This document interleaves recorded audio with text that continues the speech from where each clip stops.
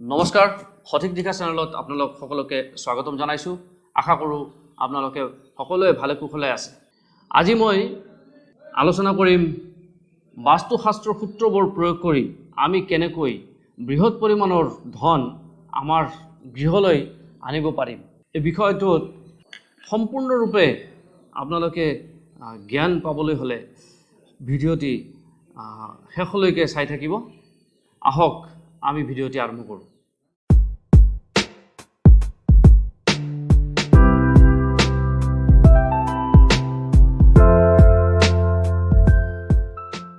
আমাৰ গৃহত টকা পইচা বা ধন সম্পত্তি আমি বাধা নোহোৱাকৈ আমাৰ গৃহত সদায় যাতে টকা পইচা আহি থাকে, সেইটো আমাৰ সকলোৰে কাম্য। তাৰ কাৰণে আমি বাস্তুশাস্ত্ৰৰ কিছুমান নিয়ম মানি চলিব লাগিব। সেই নিয়মবোৰ কি সেই বিষয়ে মই আজি আলোচনা কৰিবলৈ লৈছোঁ। আজি আপোনালোকৰ মাজত যদি কোনোবাই এনেকুৱা আছে যাৰ বাস্তুশাস্ত্ৰ অথবা জ্যোতিষশাস্ত্ৰৰ প্ৰতি কোনো ধৰণৰ বিশ্বাস নাই, তেনেহ'লে আপোনালোকে ভিডিঅ'টোৰ পৰা আঁতৰি যাব পাৰে আৰু বিশ্বাস থাকিলেহে আপোনালোকে ভিডিঅ'টো শেষলৈকে চাব। বাস্তুশাস্ত্ৰৰ মতে পানী হ'ল টকা। পানী হৈছে লিকুইড মানি। যদি আপোনাৰ ঘৰত গৃহত পানীৰ অৱস্থান যদি সঠিক স্থানত আছে, তেনেহ'লে আপুনি কেতিয়াও টকা পইচাৰ অভাৱত নুভোগে। টকা পইচা আপোনাৰ গৃহত অহাৰ প্ৰথম চৰ্ত হ'ল পানী সঠিক স্থান। আপোনাৰ ঘৰত টিউবৱেল হওক বা নলকূপ হওক বা পুখুৰী হওক, সেই পানীৰ যিটো চ'ৰ্চ, আপুনি য'ৰ পৰা পানী লৈ আপোনাৰ গৃহত ব্যৱহাৰ কৰি আছে, সেই পানীখিনি ক'ৰ পৰা উঠি আছে, কোনটো জোনৰ পৰা আহি আছে, কোনটো দিশৰ পৰা আহি আছে, ৪৫টা দেৱতা যে আছে, সেই দেৱতা শক্তিৰ কোনটো শক্তিৰ পৰা আপোনালোকে পানীখিনি পাই আছে, তাৰ ওপৰত নিৰ্ভৰ কৰিব আপোনালোকৰ হাতলৈ কিমানখিনি ধন আহিব আৰু কিমানখিনি ধন নাহিব। বাস্তুশাস্ত্ৰৰ মতে উত্তৰ পূব দিশৰ ৪৫টা দেৱতা শক্তিৰ এক শক্তি আছে অদিতি।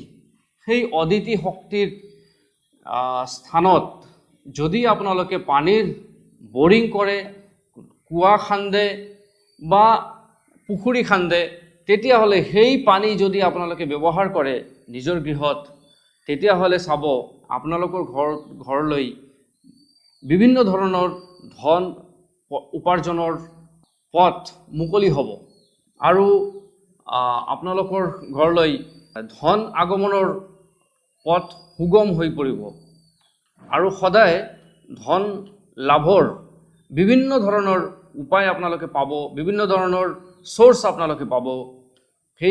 সেইখিনি যিকোনো এজন বাস্তুশাস্ত্ৰবিদৰ লগত আপোনালোকে যোগাযোগ কৰি কোনখিনিত পানীৰ চ'ৰ্চ আছে সেইখিনি আপোনালোকে যদি চাই যে আপোনালোকৰ ঘৰত পূৰ্বৰে পৰাই সেই উত্তৰ পূব দিশত আপোনাৰ পানীৰ চ'ৰ্চখিনি আছে, তেনেহ'লে আপোনালোকে কোনো ধৰণৰ পৰিৱৰ্তন কৰিব নালাগে। যদি তেনেধৰণৰ পানীৰ চ'ৰ্চখিনি সঠিক ঠাইত নাই, তেনেহ'লে কি কৰিব, আপোনালোকে বাস্তুশাস্ত্ৰবিদৰ পৰামৰ্শ লৈ আপোনালোকে পানীৰ সঠিক স্থান নিৰূপণ কৰি তাত আপোনালোকে পানীৰ ব্যৱস্থা কৰিব। আৰু আপোনালোকে মন কৰিব, উত্তৰ আৰু উত্তৰ পূব দিশৰ মাজৰ যিখিনি অংশ আছে, সেই অংশখিনিত কোনো ধৰণৰ বাধা আছে নেকি, কোনো ধৰণৰ নিগেটিভ শক্তি, ঋণাত্মক শক্তি তাত আছে নেকি, সেইখিনি আপোনালোকে চাব।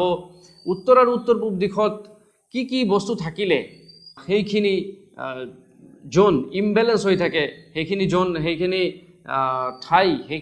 ঠাইৰ শক্তি কমি যায়, সেই বিষয়ে মই ক'ম।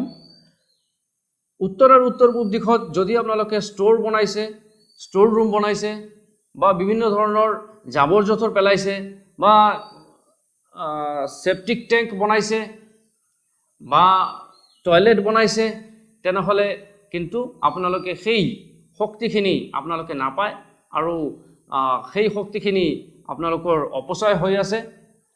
যাৰ কাৰণে চাব আপোনালোকৰ ধনৰ যিবিলাক চ'ৰ্চ আছে, সেই চ'ৰ্চবিলাক লাহে লাহে কমি গৈ থাকিব।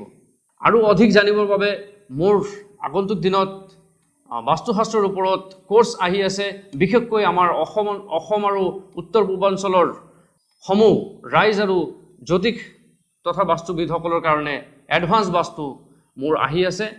তাৰ বাবে আপোনালোকে নিশ্চয় আগতীয়াকৈ যোগাযোগ কৰিব পাৰে। আৰু সুপৰামৰ্শৰ কাৰণে আপোনালোকে বাস্তুশাস্ত্ৰৰ বিষয়ে গৃহৰ বাস্তুৰ ঠিক কৰিবৰ বাবেও আপোনালোকে মোৰ লগত যোগাযোগ কৰিব পাৰে। স্ক্ৰীনত মোৰ নম্বৰ আহি আছে, তলত দিয়া নম্বৰত মোৰ লগত যোগাযোগ কৰিব পাৰে। আৰু আশা কৰিছোঁ আজিৰ ভিডিঅ'ই আপোনালোকক বাৰুকৈ উপকৃত কৰিব। আপোনালোকে ভালে কুশলে থাকক। পৰম কৰুণাময় ঈশ্বৰে আপোনালোকক এই কোভিড মহামাৰীৰ পৰা কুশলে ৰাখক, এই আশা কৰি আজিৰ ভিডিঅ' ইয়াতে সমাপ্ত কৰিছোঁ। ধন্যবাদ।